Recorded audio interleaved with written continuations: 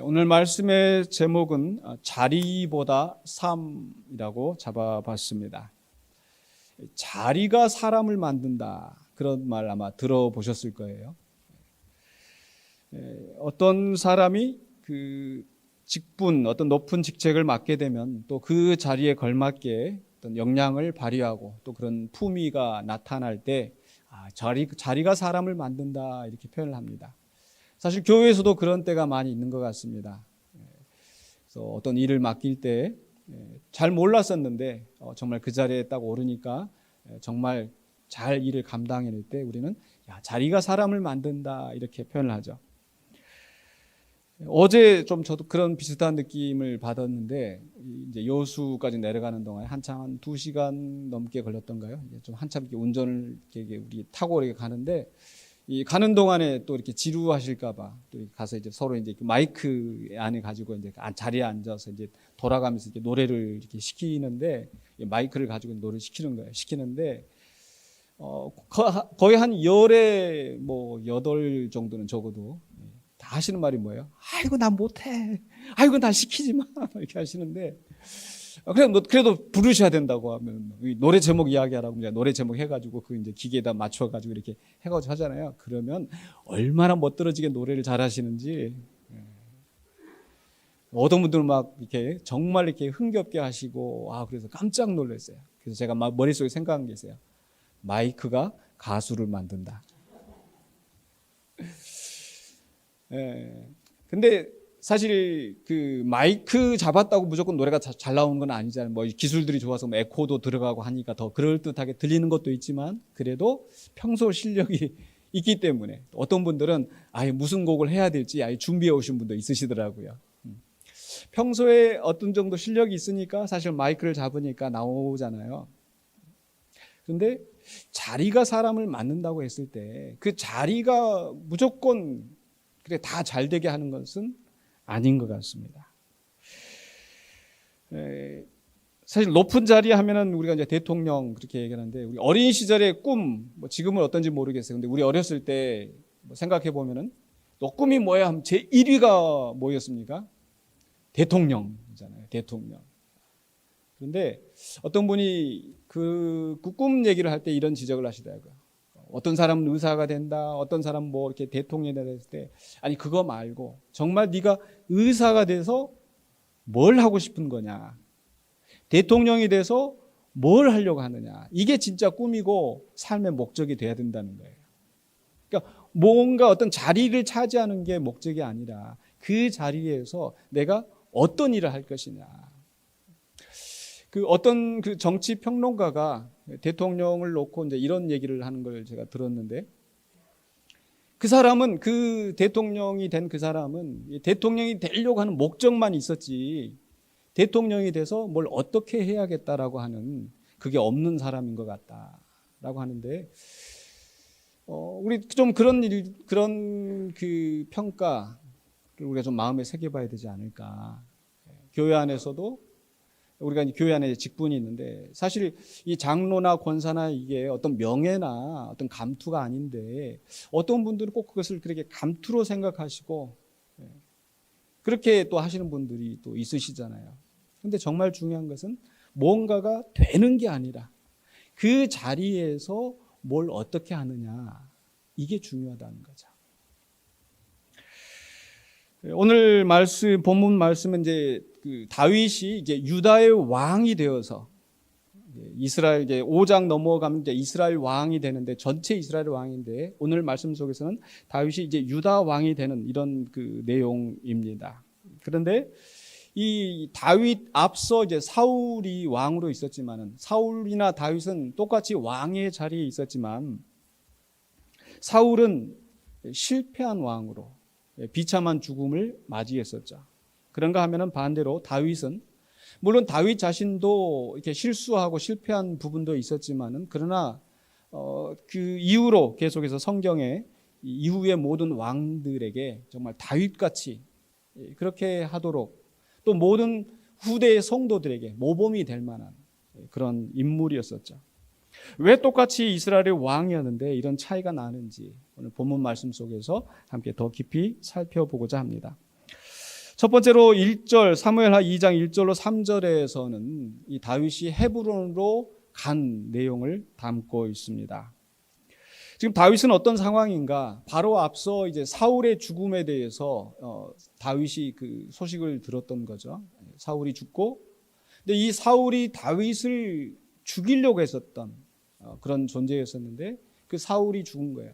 그 사울을 피해서 다윗은 지금 이방 땅에 자기 고향에 살지 못하고 이방 땅에 도망 나와 있는 상태인데, 그러니까 사울이 죽었으니까 이제 얼마든지 야 이제 돌아갈 수 있겠다라고 할 수 있는 거죠.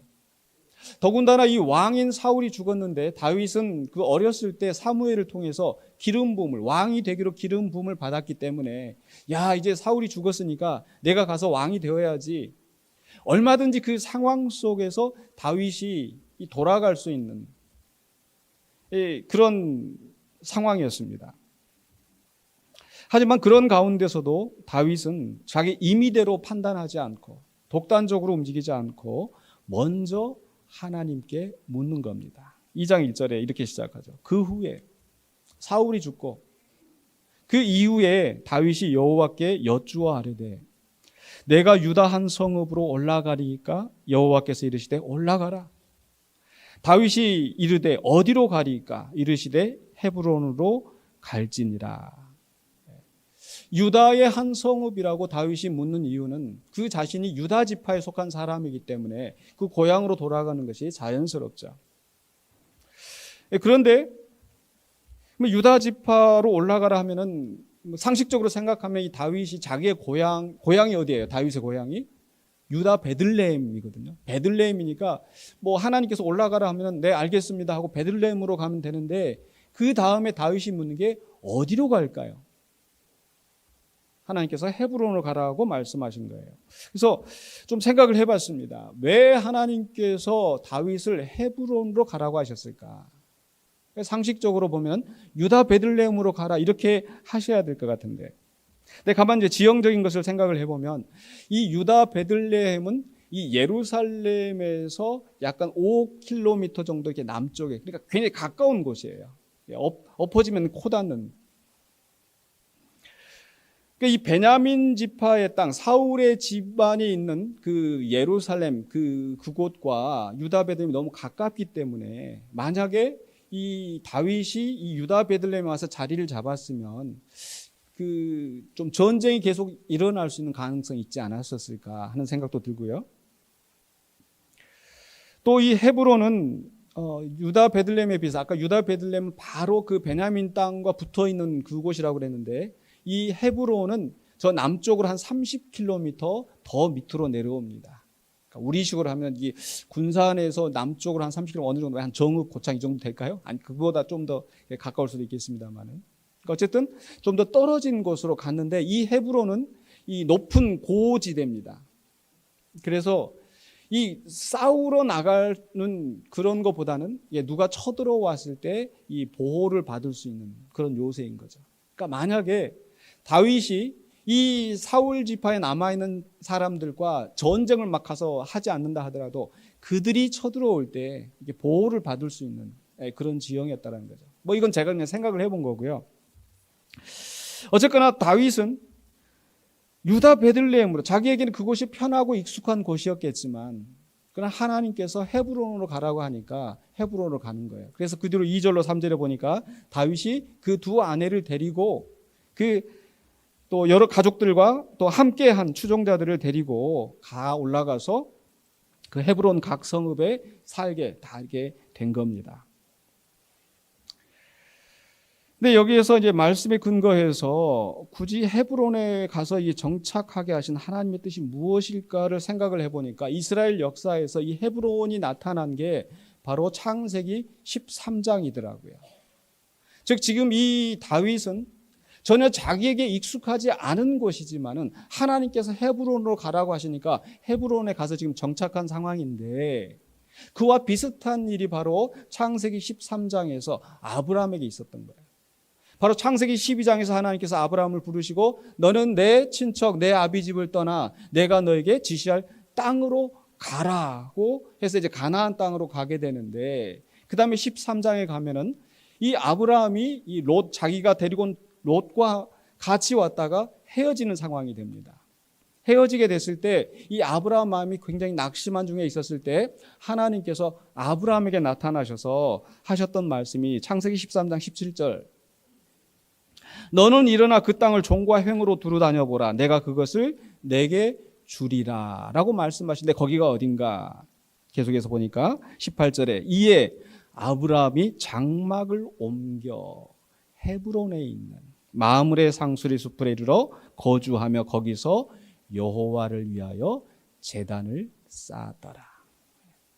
하나님께 예배한 바로 그 자리를 내리고, 또 나중에 창세기 23장에 가서 보면 사라가 죽는데, 이제 아브라함의 아내 사라가 죽는데 거기에서 묘지를 처음 사서 자기의 땅으로 만들어 놓자. 창세기 23장 19절로 20절에 그 후에 아브라함이 그 아내 사라를 가나안 땅 마므레 앞 막벨라 밭 굴에 장사하였더라. 마므레는 곧 헤브론이라. 이와 같이 그 밭과 거기에 속한 굴이 해쪽 속으로부터 아브라함이 매장할 소유지로 확정이 되었더라. 그래서 그 가족들이 이제 그 이후로 죽는 사람들이 다 거기 그 막벨라 굴에 장사를 하였던 최초의 소유지가 바로 그 헤브론이었던 거예요. 굉장히 유서 깊은 것이죠.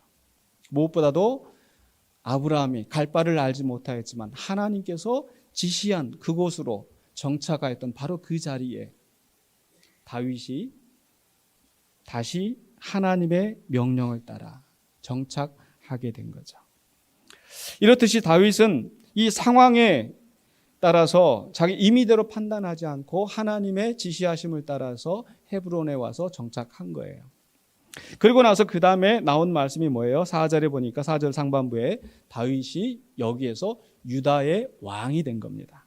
2장 4절 상반부에 유다 사람들이 와서 거기서 다윗에게 기름을 부어 유다 족속의 왕으로 삼았더라.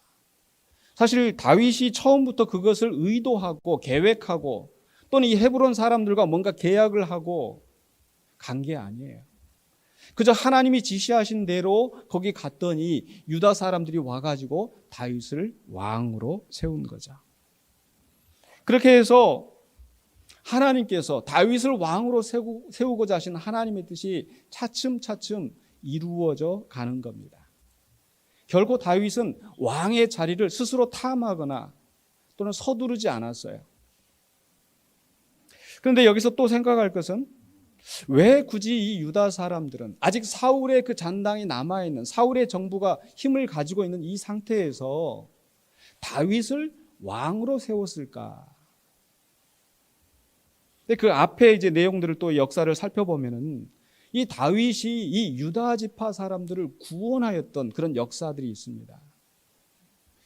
먼저 이 사무엘상 23장에 보면은 이 블레셋 사람들이 그일라를 침략한 일이 있었는데, 이 그일라는 헤브론에서 약 14km 정도 위쪽에 있는 역시 유다의 땅인데, 바로 이 블레셋 사람들이 여기에 쳐들어온 거예요. 23장 1절에 사람들이 다윗에게 전하여 이르되 보소서 블레셋 사람이 그일라를 쳐서 그 타작마당을 탈취하더이다. 근데 지금 이 상황이 어떤 상황이냐면 사무엘상 20장에서 오늘 성경 말씀이 왔다 갔다 역사가 좀 많은 사건들이 나오는데 20장에서 다윗이 사울을 피해서 막 도망 나온 게 20장이에요. 그리고 나서 이제 23장이니까 다윗은 지금 사울에게 쫓겨다니는, 광야에서 도망 다니는 이런 상황인 거죠. 그런데 지금 그일라 사람들이 위기에 처했습니다 라고 보고를 들은 겁니다. 그때 다윗이 어떻게 했을까요? 지금 자기 앞에 지금 그 문제도 지금 해결하지 못하고 도망 다니는 이런 상황인데, 그때 다윗은 기도하는 거예요. 23장 2절에 이에 다윗이 여호와께 묻자와 이르되 내가 가서 이 블레셋 사람들을 치리까? 여호와께서 다윗에게 이르시되 가서 블레셋 사람들을 치고 그일라를 구원하라 하시니. 그러니까 지금 다윗이 어떤 영웅 심리에서 자기 마음대로 지금 가서 싸운 것도 아니고 오지랖이 넓어서 가서 한 것도 아니고 하나님께 묻고 하나님이 가라 하시니 싸워서 이기고 그 유다 사람들을, 그일라 사람들을 구원해 낸 겁니다. 또 두 번째로 사무엘상 30장에 보면은 다윗이 아말렉 사람들을 치고 전리품을 얻어냈는데 또 그 전리품을 이 유다 장로들에게, 유다 각 지파들에게 나눠준 일이 있었습니다. 이 이야기는 이제 30장은 이제 한참 이제 그 다윗이 이 사울을 피하여 도망가서 어디까지 갔냐면 이 블레셋 사람의 땅에까지 간 거예요. 시글락이라고 한 곳에 가서 이제 정착하게 되었는데 이 전쟁에 이제 동원이 돼가지고 다윗과 이제 그 수하들이 그 나가 있는 동안에 아말렉 사람들이 쳐들어와서 이 다윗이 정착하였던 그 시글락이라는 곳을 다 불태우고 그 젊은 여인들이나 나이든 여인들이나 할 것 없이 여자들을 다 잡아간 겁니다. 다윗과 그의 부하들이 와서 보니까 지금 이 완전히 동네가, 이 마을이 다 불타고 자기 아내들은 다 지금 잡혀가고 딸들은 잡혀가고, 그래서 이 사람들이 다윗을 원망하면서 다윗을 돌로 쳐 죽이자고 하는 그런 위기 상황이 된 거죠. 근데 그때 다윗은 또 어떻게 했을까요? 사무엘상 30장 8절에 다윗이 여호와께 묻자와 이르되, 역시 다윗은 다시 한번 하나님께 기도하는 거예요. 내가 이 군대를 추격하면 따라잡겠나이까 하니 여호와께서 그에게 대답하시되 그를 쫓아가라. 네가 반드시 따라잡고 도로 찾으리라. 다윗은 위기의 순간에 또 하나님께 기도하고 하나님의 말씀을 따라서 순종하여서 또 이 아말렉을 쳐서 크게 승리하고 모든 또 이 여인들을 다 되찾아온 겁니다. 근데 그때 이 전리품들도 얻었는데 그 전리품들을 가지고 어떻게 했는가 하니 26절에 보니까 다윗이 시글락에 이르러 전리품을 그의 친구 유다 장로들에게 보내어 이르되 보라, 여호와의 원수에게서 탈취한 것을 너희에게 선사하노라 하고 또 그걸 또 다 이 유다 사람들에게 나눠준 거죠. 그래서 27절 31절에 마무리가 되어지는 부분이 베델에 있는 자와 남방 라못에 있는 자와 앗딜에 있는 자, 우리가 쭉 그 유다의 여러 도시들을 다 이야기하면서 마지막에는 헤브론에 있는 자에게와 다윗과 그의 사람들이 왕래하던 모든 곳에 보내었더라. 그러니까 전리품을 얻어서 자기만 잘 살고 자기와 함께한 가까운 사람들만 잘 사는 것이 아니라 어려운 형편에 있는 이 유다의 많은 사람들을 도와준 겁니다. 근데 이 상황이 다윗이 지금 어떤 상황이었다고요? 도망 다니던, 사울을 피하여서 이방 땅에, 그것도 원수의 땅인 블레셋에 자리를 잡고 겨우 살아가던 어려운 상황이었던 거죠. 근데 그런 속에서도 다윗은 선한 일에 힘쓰되 그것도 자기 뜻대로 하지 않고 항상 하나님께 기도하고 하나님의 인도하심을 따라서 선한 일에 힘썼던 겁니다. 그 결과 다윗이 헤브론에 돌아왔을 때 유다 자손들이 정말 다윗은 신실한 사람이다. 정말 하나님이 사랑하시는, 하나님의 마음에 합한 자로서 부족함이 없는 사람이다라고 인정을 했기 때문에 바로 그 다윗을 왕으로 세우지 않았을까요? 근데 그리고 나서 다윗이 이제 유다의 왕이 되어서 제일 첫 번째 한 일이 뭐냐면은 바로 이제 4절 하반부터 7절까지 나오는 이 길르앗 야베스 사람들을 축복하고 선대하는 그런 내용이 나옵니다. 2장 4절입니다. 하반부에 어떤 사람이 다윗에게 말하여 이르되, 또 보고가 들어간 거죠. 사울을 장사한 사람은 길르앗 야베스 사람들이니이다. 이 상황은 또 이제 앞에 사무엘상 31장에 나오는데, 이제 사무엘상 31장 이제 사울이 전쟁에서 블레셋과 전쟁에서 길보아 산이라고 하는 곳에 이제 죽은 그 내용이 나오는데, 이렇게 사울과 그 아들들이 죽고 나서 무슨 일이 있었는가? 이제 이 블레셋 사람들이 전쟁이 끝나고 나서 또 이 전리품을 얻기 위해서 다 돌아다니면서 이제 또 이렇게 다 얻고 있는데 그 사울을 발견한 거예요. 그 사울을 발견하고 나서 어떻게 했는가? 31장 9절로 10절에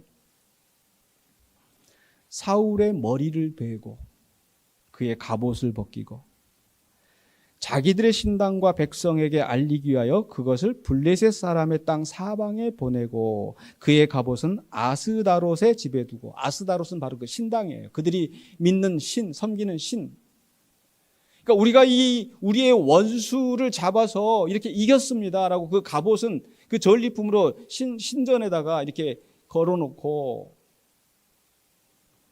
그 다음에 그의 시체는 목이 없는 시체, 모든 옷이 벗겨진, 발가벗겨진 몸통만 남아있는 그 시체를 벳산 성벽에 못 박아 놓은 겁니다. 처참한 상황인 거죠. 그런데 바로 이 길르앗 야베스 사람들이, 계속 11절 12절에 보면 길르앗 사람들이 이 소식을 들은 거예요. 블레셋 사람들이 사울에 대해서 어떻게 했는지.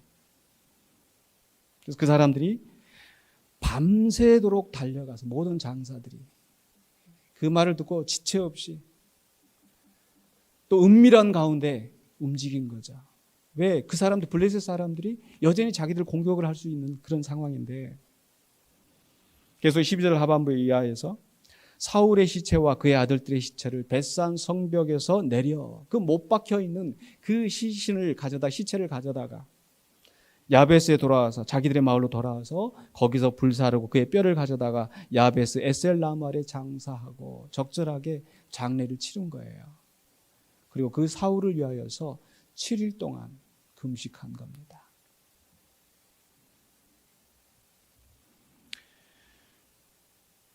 이스라엘 왕이 죽었는데 그 왕이 그렇게 처참한 그 시체가 모욕을 당하고 있는 그 순간에 이 길르앗 야베스 사람들이 그런 일을 한 것은 굉장히 위험한 일이지 않았겠습니까? 근데 왜 이 사람들은 그렇게 위험을 무릅쓰고 그 일을 또 했을까요? 역시 이 사람들에게도 그 역사, 사울과 관계된 역사가 있었던 거예요. 그게 이제 사무엘상 11장에 나옵니다. 바로 이 길르앗 야베스 사람들은 사울의 생전에 도움을 받았었거든요. 어떤 도움인가? 11장 1절에 암몬 사람 나하스가 올라와서 길르앗 야베스에 맞서 진침해 야베스 모든 사람들이 나하스에게 이르되 우리와 언약하자, 그리하면 우리가 너를 섬기리라. 이 길르앗 야베스 사람들이 지금 전쟁을 앞두고 있는 상황인데, 이제 자기들이 분명히 싸워서 이길 승산이 없을 것 같으니까 우리가 평화 조약을 맺자. 그럼 우리가 당신들에게 조공도 바치고 당신들의 속국으로 살겠다 라고 하는 거예요. 근데 그 쳐들어온 왕, 암몬 왕 나하스가 뭐라고 얘기를 하면은, 너희 다 오른 눈을 다 뽑으면, 너희 모든 사람들이 오른 눈을 다 뽑으면 내가 그렇게 언약을 맺겠다. 여러분, 그걸 할 수 있겠어요? 기가 막힐 일인 거죠. 그러니까 이 길르앗 야베스 사람들이 우리 일주일만 시간을 다오, 그러면 한번 우리가 의논을 해보고 어떻게 할지 우리가 이제 답을 주겠다. 그리고 나서 이제 이 사람들이 와가지고 이스라엘 모든 이 동네마다 다 이제 전령들을 보내가지고 암몬 사람들이 쳐들어와서 지금 이런 상황이다, 우리 좀 도와달라고 하고 있는 거예요. 근데 그 사람들도 힘이 없으니까 어떻게 도움을 줄 수 없는 상황이고, 그런데 그 소리가 마치 이제 그 사울이 있는 그 사울의 동네 기브아까지 이른 거예요. 근데 거기 있는 사람들도 그 소식을 듣고 슬퍼하면서 통곡하고 있는 그런 상황인데, 사울이 그 소리를 듣고 무슨 일이냐고 물어보니까, 자초지종을 알아보니까 그렇게 된 거예요. 사울이 어떻게 되었는가? 사무엘상 11장 6절에 사울이 이 말을 들을 때에 하나님의 영에게 크게 감동되네. 이때는 사울이 아주 정말 신실한 그런 사람이었거든요. 의로운 분노가 일어난 거예요. 하나님의 영에 크게 감동되어서 그의 노가 크게 일어나 한 결의의 소를 잡아 각을 뜨고 전령들의 손으로 그것을 이스라엘 모든 지역에 두루 보내어 이르되 누구든지 나와서 사울과 사무엘을 따르지 아니하면 그의 소들도 이와 같이 하리라 하였더니 여호와의 두려움이 백성에게 임하매 그들이 한 사람같이 나온지라. 너희들 나랑 안 하면 다 죽여버리겠다 이런 건 아니고, 그 소들을 누구든지 여기에 동참하지 않으면 그 소들이 이렇게 손해가 날 것이다라고 했는데, 그게 나쁜 의도에서 한 게 아니라 의로운 분노였었고 의로운 권고였기 때문에 여호와의 두려움이 각 백성에게 임하였다고 그랬죠. 하나님이 역사하신 거예요. 하나님이 사울을 감동시키시고 그 하나님의 영에 감동된 사울이 일어서니까 또 모든 백성들이 함께 따르게 된 거죠. 그래서 하나같이 나왔는데 보니까 이스라엘 자손이 30만 명이요 유다 사람이 3만 명에 따라 33만 명의 군대가 모여져서 그리고 나서 11장 9절에 보니까 이 사람들이 길르앗 야베스 사람들에게 이야기하는 거예요. 내일 해가 더울 때 너희들이 구원을 받을 것이다. 걱정하지 말아라. 그래서 사울이 이 백성을 끌고 가서 이 암몬 자손들을 쳐서 크게 승리한 겁니다. 그러니까 이 길르앗 야베스 사람들은 이 사울이 은인인 거예요. 그런데 그 은인이었던 사울이 그렇게 비참하게 죽임을 당했으니까 이 사람들은 자기들이 그 의리라고 할까요? 그 은혜를 갚기 위해서 그걸 한 겁니다. 그런데 이 소식을 듣고 다윗이 길르앗 야베스 사람들한테 이 전령을 보낸 거예요. 근데 아마 다른 사람들도 아마 그 다윗과 사울의 관계를 알고 있지 않았겠습니까? 사울이 다윗을 죽이려고 했고 여기저기 다니면서 다윗이 도망가는 데마다 쫓아다니면서 다윗 죽이려고 했었기 때문에. 그런데 그 사울을 위해서 사울을 그 시체를 이렇게 장례를 한 그 사람들이 다윗에게서 온 사람의 그 말을 들을 때 좀 느낌이 어땠을까요? 좀 불안하지 않았을까요? 근데 사무엘하 2장 5절 7절을 보니까 이 유다의 왕이 된 다윗이 자기의 권력을 가지고 그 사람들을 벌한 것이 아니라 오히려 축복하고 선대할 것을 맹세한 거예요. 5절에 다윗이 길르앗 야베스 사람들에게 전령들을 보내 그들에게 이르되 너희가 너희 주 사울에게 이처럼 은혜를 베풀어 그를 장사했으니 여호와께 복을 받을지어다.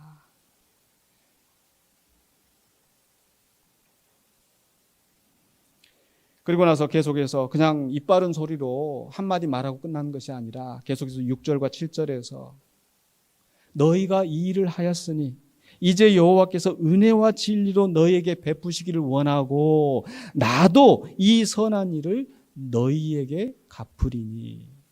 사실 이 길르앗 야베스 사람들이 다윗한테 선하게 한 건 아니잖아요. 오히려 자기를 죽이려고 했던 사울에게 선한 일을 한 것인데 다윗이 내가 갚아주겠다. 너희들 정말 잘했다. 7절에 계속해서 이제 너희는 손을 강하게 하고 담대히 할지어다. 너희 주 사울이 죽었고 또 유다 족속이 내게 기름을 부어 그들의 왕으로 삼았음이니라. 그러니까 유다 족속이 내게 왕으로 삼아서 이제 내가 힘이 있는데 내가 이 힘을 가지고 너희들 내가 책임질게.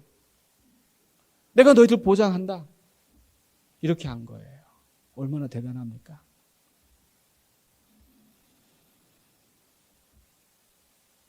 비록 자기를 죽이려 했던 대적 사울에게 은혜를 베푼 것인데 그들의 그 선한 행위에 대해서 오히려 다시 내가 갚아주겠다고 하나님께서 복 주시기를 원한다고 그렇게 한 거예요. 여러분 우리가 그렇게 할 수 있어요. 보통 사람들은 아마 그렇게 하기가 어려울 거예요. 그죠? 아마 나랑 원수된 사람 근데 내 가까 옆에 있는 사람이 그 사람한테 잘해줘. 그러면 이 사람까지 막 미워지는. 근데 성경은 우리에게 원수까지 사랑하라고 그랬는데 내 옆에 있는 사람이 그 원수를 위해서 위기에 빠져 있을 때 도움을 준다면 정말 우리가 다윗의 신앙을 본받는다면 그렇게 하는 사람들을 오히려 칭찬하고 잘해줘야 되는데 우리 보통 사람들 그러지 않잖아요. 네 편 내 편 이렇게 갈라가지고 내 편 안 들면은 원수 나랑 가깝던 사람도 원수로 삼아버리고. 그런데 이러한 그 다윗의 행위를 볼 때 자기의 대적인 사울조차도 사울에게 은혜를 베푼 이 사람들을 선대한 이 다윗의 모습이 사울하고 정확하게 반대가 되는 거예요. 대조가 되는 거예요. 왜냐하면 사무엘상 22장에 보니까 이 노베에 있는 그 제사장 아히멜렉이라는 사람이 다윗을 도와준 일이 있었는데 위기에 빠진 다윗을 도와준 일이 있었는데 그것 때문에 이 사울은 그 제사장뿐만 아니라 아예 그 집안을 다 학살해버린 이런 사건이 있었던 거예요. 사무엘상 22장에서. 요 상황도 좀 자세히 좀 볼 필요가 있는데 사무엘상 21장 1절에서 다윗이 이 제사장 아히멜렉에게 도망간 상황이 나옵니다. 근데 21장은 어떤 내용인가 하니 바로 앞에 아까 20장에서 사무엘상 20장에서 다윗이 지금 사울을 피하여서 사울이 죽이려고 하니까 지금 요나단의 도움을 받아서 도망 나간 게 20장이에요. 그리고 나서 21장에서 처음 도망간 곳이 바로 이 놉이라고 하는 그곳에 이제 아히멜렉 제사장 집에 들어간 겁니다. 근데 갑자기 도망 나왔으니까 뭐 정신없이 나오고 아주 형편없는 몰골이었겠죠. 근데 아히멜렉이 보니까 이 다윗의 신임 받는 다윗의 사울의 신임을 받고 사울의 사위이기도 했던 또 다윗이 죽인 자는 만만이라고 했던 모든 백성에게 칭송을 받던 이 다윗이 자기 부하들도 데리고 오지 않고 혼자 막 도망 나온 꼴로 있으니까 깜짝 놀래가지고 무슨 일이냐고 이렇게 물어보니까 다윗이 그 제사장에게 이렇게 이야기합니다. 사무엘상 21장 2절에 왕이 내게 이 일을 명령하고 이르시기를 내가 너를 보내는 것과 내게 명령한 일은 아무것도 사람에게 알리지 말라 하시기로 내가 나의 소년들을 이러이러한 곳으로 오라고 말하였나이다. 그러니까 내가 지금 혼자 있는 것은 왕의 비밀 지령을 받고 지금 내 부하들은 저기 지금 다른 곳에 대기해 있습니다. 이게 사실은 거짓말인 거잖아요. 근데 살려면 지금 이렇게 말할 수밖에 없는 거예요. 근데 그러면서 그 다음에 하는 말이 혹시 떡이 있으면은 지금 너무 배가 고픈데 좀 먹을 것을 좀 달라고. 근데 그냥 보통 사람들이 먹을 수 있는 떡은 없지만은 이 하나님 앞에 바친 이 진설병이 있으니까 이거라도 먹으려면 먹으라고 했더니 감사하다고 받아간 거죠. 근데 그 다음에 또 말하기를 21장 8절입니다. 다윗이 아히멜렉에게 이르되 여기 당신의 수중에 창이나 칼이 없나이까 왕의 일이 급함으로 내가 내 칼과 무기를 가지지 못하였나이다. 이것도 역시 거짓말인 거잖아요. 근데 내가 급히 오느라고 내 무기를 못 챙겼는데 혹시 칼이나 창이 있냐고. 지금 그게 필요한 상황이에요. 먹을 것뿐만 아니라. 그랬더니 그 제사장 아히멜렉이 여기 창이나 칼은 없지만 당신이 죽인 그 골리앗의 칼이 여기 있다고. 그랬더니 다윗이 그보다 더 좋은 게 없다고 그거 좀 주라고 했더니 이 제사장이 내준 거예요. 그런데 지금 다윗이 도망간 상황에서 이 사울은 다윗이 그 동네에 이제 나타났다고 하니까 지금 또 이제 군사를 이끌고 내려온 겁니다. 내려와 가지고 하는 게 22장 6절에 22장으로 넘어가서 사울이 다윗과 그와 함께 있는 사람들이 나타났담을 들으니라. 그때 사울이 기브아 높은 곳에서 손에 단창을 들고 에셀 나무 아래에 앉았고 모든 신하들은 그의 곁에 섰더니 손에 지금 창을 들고. 그러니까 그 전에 이 다윗을 죽이려고 할 때 그냥 수틀리면은 그 창을 던져가지고 다윗을 죽이려고 했던 그 사람이잖아요. 근데 그 창을 들고 지금 신하들 모아놓고 있으니까 지금 다른 신하들이 지금 벌벌 떨고 있는 상황이겠죠. 근데 그 신하들한테 말하기를 7절에 너희 베냐민 사람들아 들으라. 이새의 아들이 너희에게 각기 밭과 포도원을 주면 너희를 천부장 백부장을 삼겠느냐? 너희들이 작당에서 지금 나를 대적하고 있고 지금 다윗에 대해서 고발하지도 않고 이렇게 지금 이 분이 지금 나서 지금 협박을 하고 있는 거예요. 근데 다른 사람 아무 말도 못하고 있는데 9절에 보니까 그때 에돔 사람 도액이 사울의 신하 중에 있더니 대답하여 이르되 이새의 아들이 노베 와서 아히두베 아들 아히멜렉 그 제사장에게 온 것을 내가 봤습니다. 그런데 아히멜렉이 그를 위하여 여호와께 묻고 그에게 음식도 주고 블레셋 사람 골리앗의 칼도 주더이다. 이게 사실이긴 한데 이게 지금 상황이 지금 그렇게 이야기할 수 있는 상황은 아닌 건데 지금 다윗을 죽이려고 혈안이 된 이 사울이 사람을 보내서 이 제사장을 불러오는 거예요. 잡아오게 한 거예요. 잡아오고 지금 따지는 거죠. 13절에 사울이 그에게 이르되 네가 어찌하여 이새의 아들과 공모하여 나를 대적하여 그에게 떡과 칼을 주고 그를 위하여 하나님께 물어서 그에게 오늘이라도 매복하였다가 나를 치게 하려 하였느냐 하니. 그러니까 이 떡과 칼을 준 건 맞지만 그게 지금 사울을 대적하려고 공모하여서 한 건 아니잖아요. 상황이. 그러니까 아히멜렉이 지금 깜짝 놀라서 지금 아닌 밤중에 지금 무슨 청천벽력이라고 지금 이 붙잡혀 와서 하는 얘기가 세상에 왕의 사위인데 그렇게 신임받고 충실한 사람이 왔었고 내가 그전에도 다윗을 위하여서 기도해주고 축복해주고 이렇게 했었는데 결코 지금 이 사울과 지금 이게 척져 있는 이런 상태라는 걸 내가 몰랐습니다. 그러니 이 벌을 우리에게 돌리지 마십시오라고 지금 탄원을 한 겁니다. 그게 사실이니까. 근데 왕이 아히멜렉을 향해서 네가 반드시 죽으리라. 너와 내 아비의 온 집도 그러하리라 하고 왕이 좌우의 호위병들에게 이르되 돌아가서 여호와의 제사장들을 죽이라 명령한 거예요. 왜냐하면 그들도 다윗과 합력하였고 또 그들이 다윗이 도망한 것을 알고도 내게 알리지 아니하였음이니라. 이 사실이 아닌데 알고 안 알려준 게 아닌데 근데 지금 사울은 이 광기에 지금 사로잡혀 있는 겁니다. 하지만 다른 신하들은 그 상황을 알기 때문에 더군다나 여호와의 제사장들을 죽이려고 하는 이 말을 따를 수가 없으니까 머뭇거린 거예요. 그랬더니 아까 고발했던 이 도액이라는 사람에게 사울이 또 명령합니다. 네가 가서 죽여라고.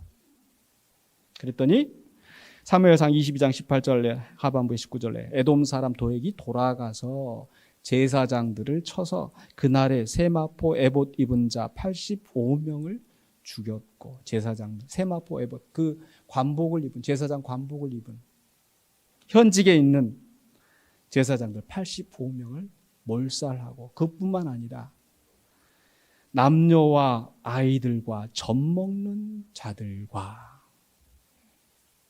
소와 나귀와 양을 칼로 쳤더라.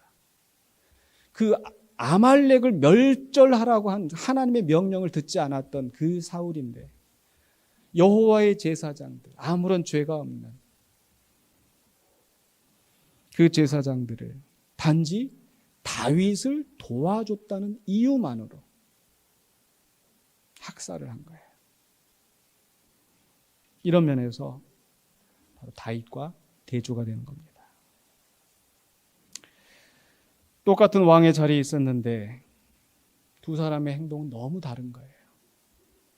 그래서 결국 자리가 사람을 만드는 게 아니라 어떤 자리에 오르냐가 아니라 그 있는 자리에서 우리가 어떻게 사느냐가 더 중요하다는 겁니다. 그래서 오늘 말씀의 제목이 자리보다 삶이라는 거예요.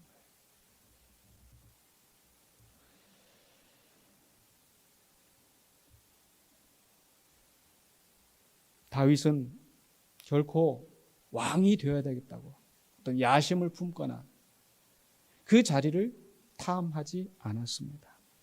그저 어느 자리에 있든지 하나님의 뜻을 묻고 위기에 처한 백성들을 도와주고 선한 일에 힘쓰는 그 일을 감당한 거예요.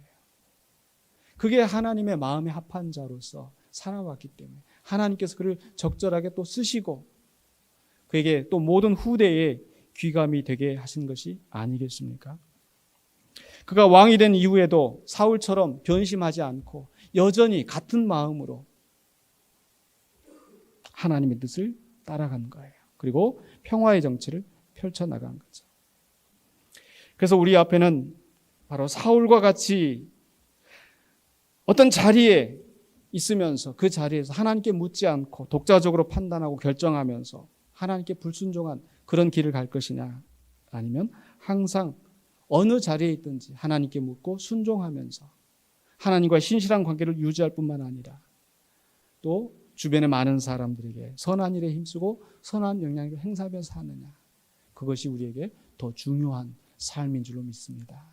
그래서 자리를 탐하지 않고 욕심내지 않고 나 있는 곳에서 하나님을 사랑하고 이웃을 사랑하는 선한 일에 힘쓰시는 우리 모두가 되시길 주의 이름으로 간절히 축원합니다. 기도하겠습니다.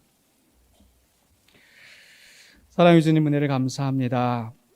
오늘 다윗의 삶을 보면서 우리가 하나님을 사랑하고 이웃을 사랑하는 하나님의 뜻을 행한 우리의 삶이 되기를 원합니다. 그러나 우리의 마음은, 우리의 욕심은 그러하지 못하고 또 내 욕심을 따라 내 생각대로 내 고집대로 할 때가 많은 것을 또한 고백하오니 성령님께서 우리의 마음을 주장하여 주시고 또 원수까지도 사랑하라 말씀하신 우리 주님의 뜻을 따라서 또 어디서든지 선한 일을 행하며 주의 뜻을 이루어가는 우리가 되기를 원합니다. 우리의 마음을 주장하여 주시옵소서. 우리의 삶을 주장하여 주시옵소서. 비록 우리가 높은 위치에 많은 사람들이 추앙할 만한 그런 자리에 있지 않다 할지라도 내 있는 곳에서 주님 주신 사명 감당하며 충성된 하나님의 자녀로 살아가게 하여 주시옵소서. 예수 그리스도 이름으로 기도하옵나이다. 아멘.